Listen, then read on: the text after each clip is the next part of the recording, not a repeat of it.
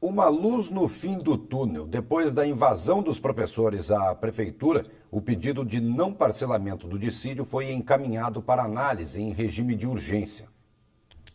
A greve já dura 22 dias. Servidores e professores tomaram todos os andares da prefeitura em resposta à falta de diálogo do prefeito Luiz Lauermann e do secretário de Educação Alberto Carabajal.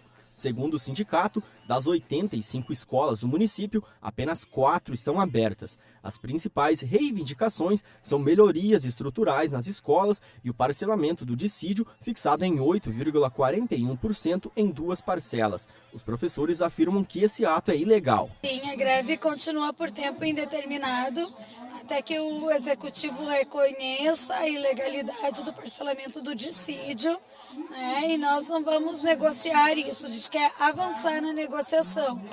E nós queremos lembrar que a nossa luta não é só pelo dissídio, que nós estamos em situação precária nas escolas, né? Lembrar do apoio da comunidade que está sabendo que a gente está enfrentando com o fechamento de laboratório de aprendizagem e de laboratórios de informática.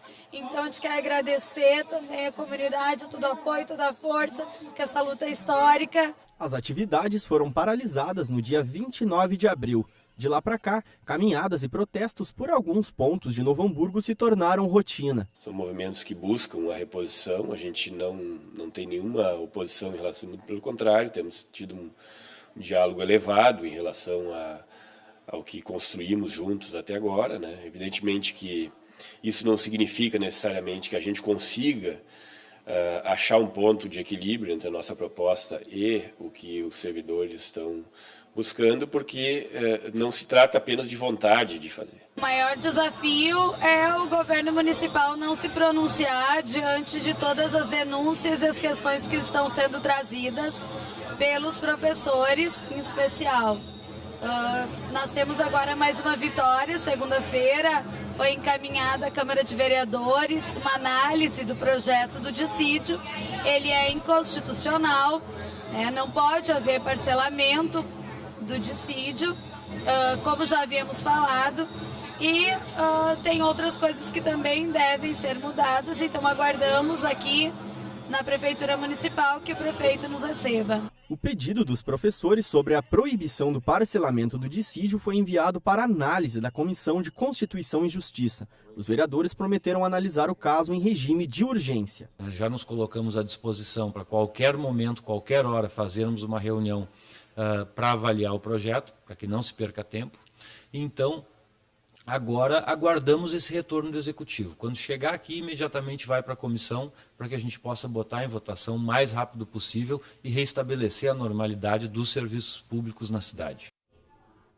Você é médico, engenheiro, advogado, juiz, enfim, independente da profissão que você exerce, você não estaria ocupando esse cargo se não fosse por um professor. É na educação básica, fundamental e média que você se forma e segue a sua carreira. Só que essa é uma das profissões menos valorizadas hoje, principalmente no Brasil.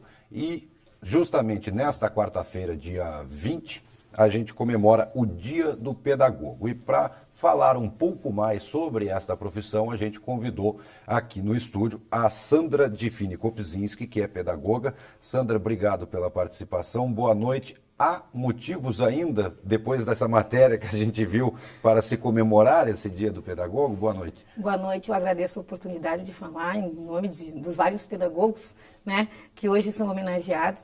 E sim, eu acredito que sim, sempre temos motivos para comemoração.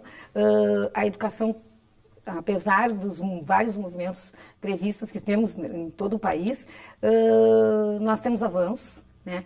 E, de uma certa perspectiva, nós só temos avanços qualitativos na medida em que também promovemos movimentos de reivindicações também qualitativos, não é? Assim, ó, o mercado se expandiu, né? O campo educacional se expandiu bastante nessa década, vem se expandindo em algumas décadas, e isso vem provocando exatamente esse tipo de movimento, porque é intrínseca uma relação, né?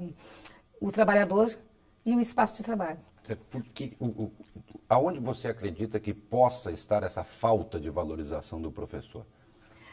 Eu sempre brinco Porque é a profissão mais importante, né? Sim. Sem ele, ninguém se forma. Sim. Sem o professor, ninguém vai trabalhar em área nenhuma. Certamente.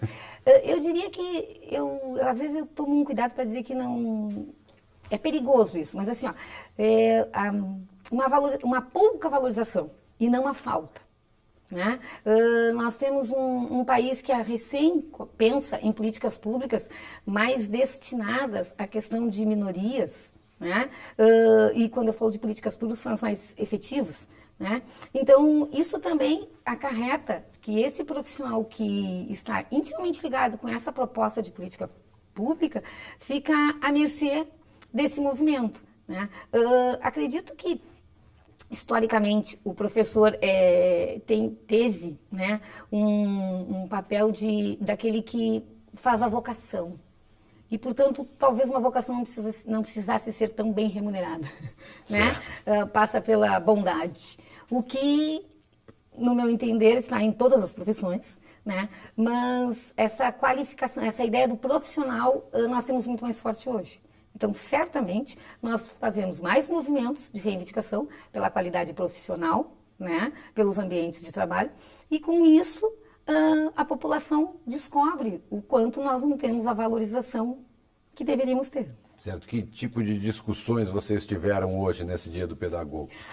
Hoje, em específico, na FEVALE, nós temos a Semana Acadêmica do Instituto de Ciências Humanas, Letras e Artes e o curso de Pedagogia, que esse ano fez 45 anos, está promovendo uma discussão exatamente sobre o papel do pedagogo. Né? Hoje, com a mudança da lei, que nós temos a ênfase muito mais para a docência, né? Mas não entendendo a escola só como um ato docente, sim como toda uma organização que depende de pedagogos, né? Não só dentro da sala de aula. Na tua avaliação, o papel do professor hoje dentro da sala de aula, ele é bem diferente de anos atrás? Sim, eu sempre comento com as alunas e com os colegas né, em grupos que nós não podemos pensar o papel do professor diferente de nenhuma outra profissão. Né? Se nós formos levar para o campo da medicina, o papel do médico hoje ele é totalmente diferente do que tínhamos há 10 anos atrás. Né? Então, o do professor não é diferente. A sociedade muda e a escola está dentro dela. Né? Todo e qualquer problema social perpassa a escola e, portanto, perpassa o profissional pedagogo, né? O professor que está em sala de aula. Não há como. Eu diria que um grande desafio nosso, da nossa profissão, é começar, não diria começar, é dar conta dessas mudanças, né? Acompanhando toda essa mudança social que interfere diretamente no nosso fazer pedagógico. Certo? E como fazer essas mudanças? Parte individualmente ou, de repente, a formação acadêmica que também pode dar uma instigada nisso? Certamente a formação acadêmica instiga e deve instigar. Né? Nós temos mudanças na lei que nos permitem inserir os nossos estudantes nos campos de estágio. Então, estão mais próximos dessa realidade. Essa realidade tem e deve ser discutida dentro dos nossos espaços de formação. E, claro, eu diria que é um movimento de a favor de todos. Né? O profissional pedagogo tem que buscar uma formação só a que ele adquire nos seus campos de aperfeiçoamento não é suficiente. Mas é um contínuo, né? Como toda e qualquer profissão. Né? Hoje a sociedade a forma como nós temos a informação e o conhecimento não nos permite ficar à mercê de uma única possibilidade de estudo, né? Nós precisamos correr atrás da máquina, como se diria. Sim, certo. Né? Uma questão pessoal que eu te pergunto é qual é o papel, na verdade, hoje que muito se discute isso, do pedagogo, do professor na formação de caráter, porque, claro, tem uma parte de educação que tem que ser feita dentro de casa, mas o professor ele tem esse papel de auxiliar essa formação que vem de casa também na formação do caráter, já desde criança de uma pessoa. Certamente não dá para negar a nossa atuação direta nesse sujeito. Né? Que é o que tu dizes, ele vem de casa e o professor, eu sempre digo, nós temos uma tarefa árdua, que é tentar buscar situar esse sujeito com a sua educação familiar, né? Com a educação que a escola promove para o mundo. E eu diria, esse mundo está complicado. Bastante. Né? Então, a questão do próprio caráter, da moral, da ética. Então, tu tentares trabalhar com uma criança dentro da escola, tentando reproduzir o ambiente social ele é complicado. Então, por onde é que se busca? A problematização, né? Se hoje eu tenho direito ou não de bater no meu colega, quando talvez o meu pai, frente à direção de um carro, brigue e desça do carro para brigar com o outro que estacionou mal ou pegou a vaga dele. O exemplo muitas vezes vem de casa, né? A sociedade toda dá exemplos, né? É um contínuo. Então, para nós é difícil. Mas certamente temos esse dever e acho que buscamos de uma forma mais aproximada possível do que seria O ideal. suficientemente bom. Tá certo.